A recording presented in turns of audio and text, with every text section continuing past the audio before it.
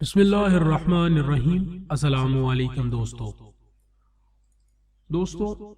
ये जो कंट्री है ये ऑलमोस्ट सबसे बेहतर कंट्री है टेम्परेरी रेजिडेंट के लिए, पीआर के लिए और पासपोर्ट के लिए।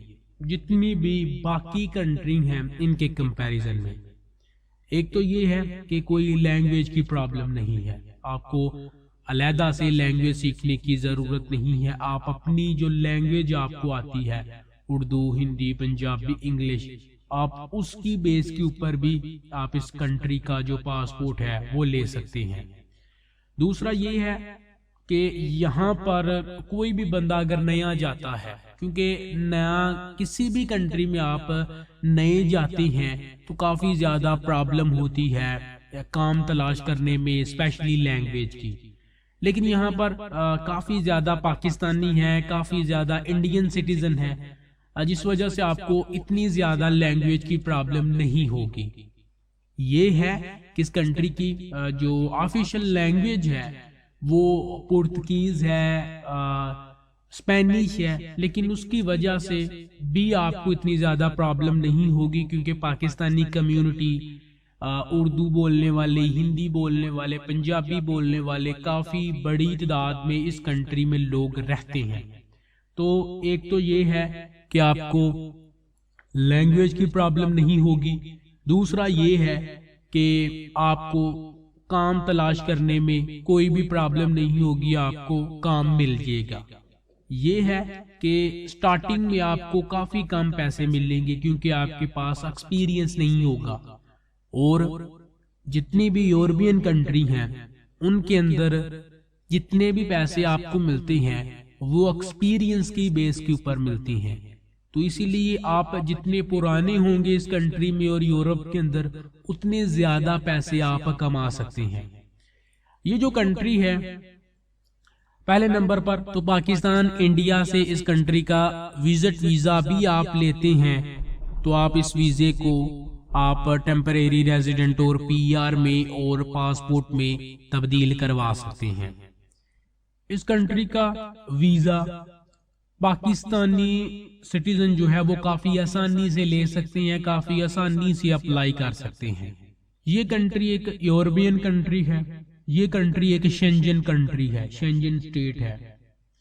तो उस वजह से इस कंट्री का जो पासपोर्ट है, पासपोर्ट तो आप काफी स्ट्रांग है। सिर्फ आप इसकी जो टीआरसी है, जो टेम्परेरी रेजिडेंट है, उस कार्ड के ऊपर आप तकरीबन 28 बड़ी बड़ी कंट्री हैं जिनका आप बगैर वीजा ट्रैवल कर सकते हैं, जिनमें मैक्सिको है, कोस्टा रिका है, साउथ कोरिया है, थाईलैंड है, काफी ज्यादा कैरिबियन कंट्री हैं, कोस्टा रिका है, पनामा है, चिली है, अर्जेंटीना है। तो आप सिर्फ इस कंट्री के कार्ड के ऊपर जो टेम्परेरी कार्ड मिलेगा आपको 9 मंथ के बाद, उसका कार्ड जो है वो 28 कंट्री के लिए वैलिड होगा। 28 कंट्री आप बगैर वीजा सिर्फ उस कार्ड के ऊपर जा सकते हैं। ये कंट्री है पुर्तगाल। पुर्तगाल के अंदर बहुत बड़ी तादाद में Pakistani citizen, Indian citizen, Bangladesh के सिटीजन रहते हैं। आपको लैंग्वेज की प्रॉब्लम नहीं होगी, आपको काम ढूंढने में प्रॉब्लम नहीं होगी।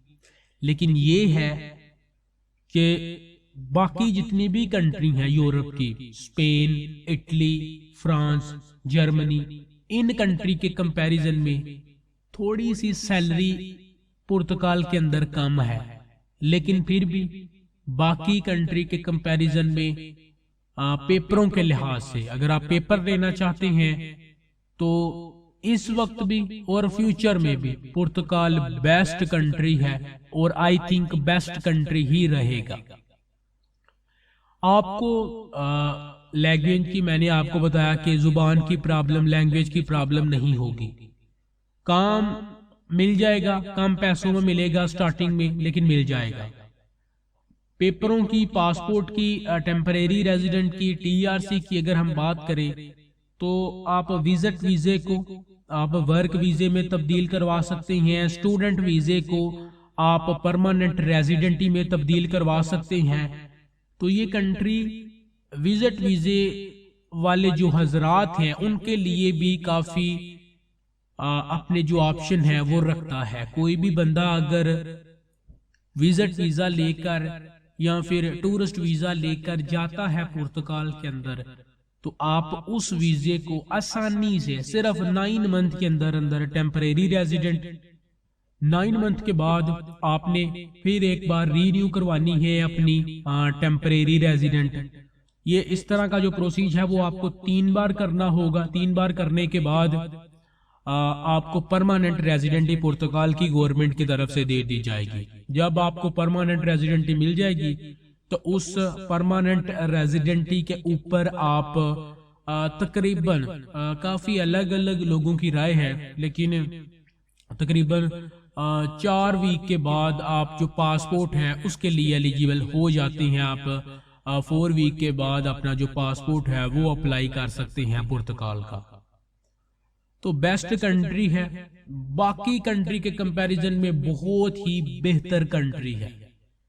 अगर हम ज्यादा से ज्यादा टाइम की बात करें तो आप पुर्तगाल के फुल सिटीजन विद पासपोर्ट ज्यादा से ज्यादा जो टाइम लगता है वो आप 6 साल के अंदर अंदर, 6 साल भी नहीं लगते, 5 साढ़े 5 साल के अंदर अंदर आप पुर्तगाल का पासपोर्ट ले लेते हैं।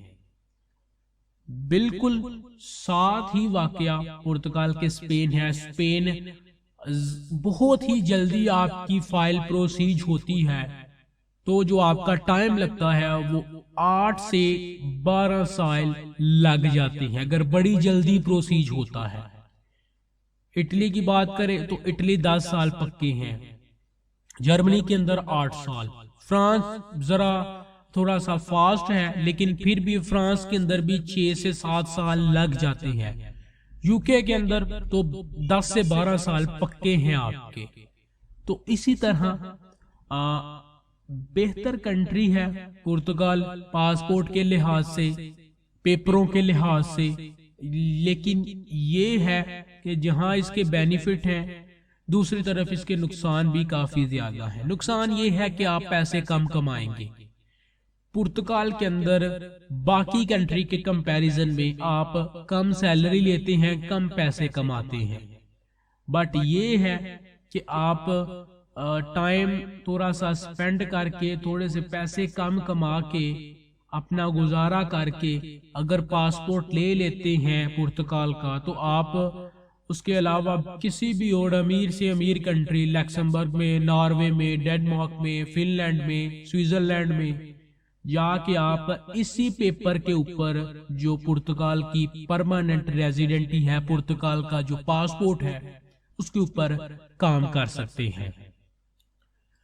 जी तो दोस्तों ये थी आज की वीडियो। अगर आपको वीडियो पसंद आई है तो प्लीज आगे वीडियो को शेयर जरूर कीजिए अपने दोस्तों के साथ, और जिन दोस्तों ने अभी तक इस चैनल टीच वीजा को सब्सक्राइब नहीं किया उनसे रिक्वेस्ट है कि चैनल टीच वीजा को आप सब्सक्राइब करें। मिलते हैं इंशाल्लाह आपसे नेक्स्ट वीडियो में। अल्लाह हाफिज।